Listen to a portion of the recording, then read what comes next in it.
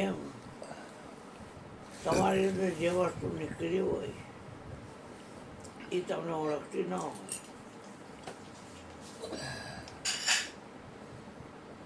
પ્રકૃતિના ધર્મ આત્મામાં પ્રવેશતા નથી.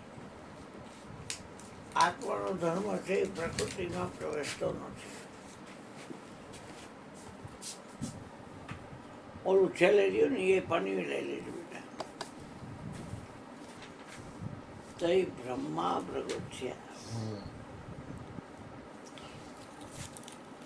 તપના બળે કરી અને બ્રહ્મા સૃષ્ટિનું સર્જન કરે છે. તપના બળે કરી અને વિષ્ણુ પાલન પોષણ કરે છે. અને તપના બળે કરી અને રુદ્ર છે એ સંહાર કરે છે. તપના બળે કરી અને આ મા ધરતીએ ભૂમિ ઊંડો ભાર પાડ્યો છે. સહન શક્તિ એ મા ધરતીની તપના બળે કરીને મેઘ વરસે છે.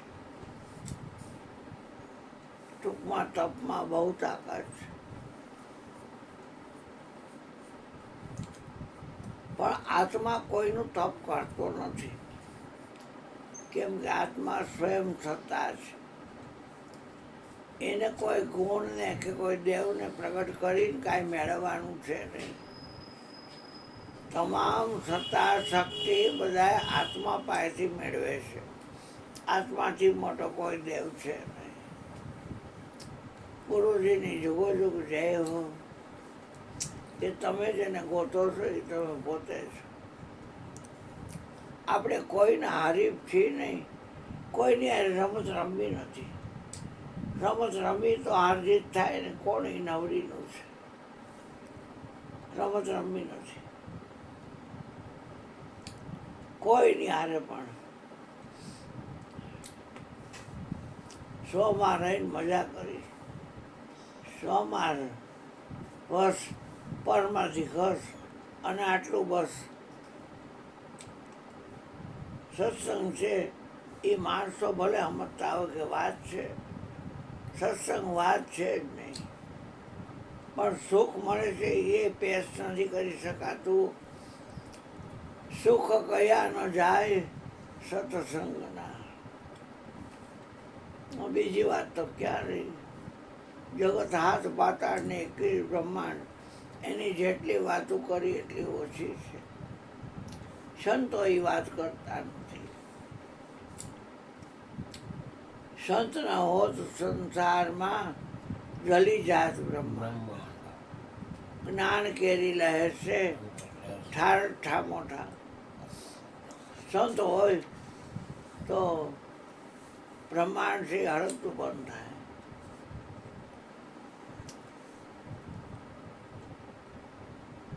સંત ભગવાન કહે છે મારો જ્યાં પગ સિધારે ત્યાં હું એની પાછળ પાછળ.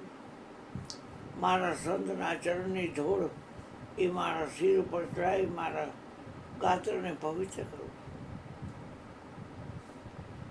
જहाँ जहाँ संत मेरो पाव धरते तहाँ तहाँ सब तीरथ चली आए. ओधा मोहे संत सदा अति प्यारे. जाकी महिमा वेद पुकारे. वेद पुकार करे કે સંત છે ને એ મહાન છે. મોતે અધિક સંત કરી લેખા.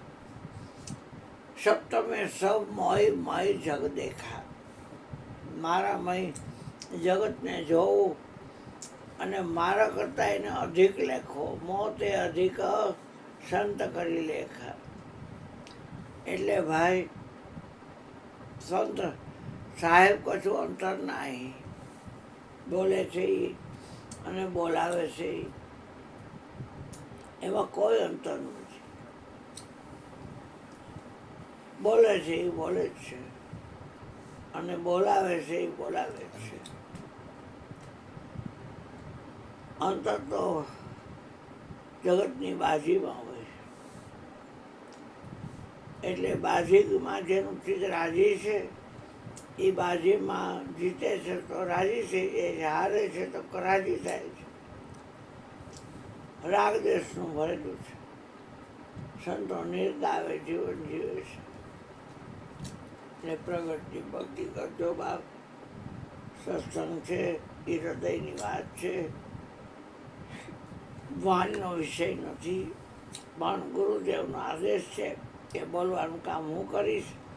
એટલે પછી મેં કીધું તો પછી હું 9:30 10:30 કે 11:30 પ્રવચન આપીશ ગુરુની તમારી કૃપાથી. તમે બોલજો.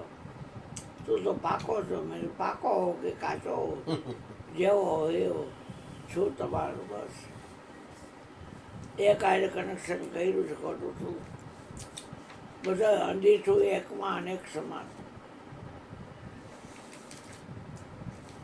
બોલ સદગુરુ મહારાજની જય. બાપા 4 વાણી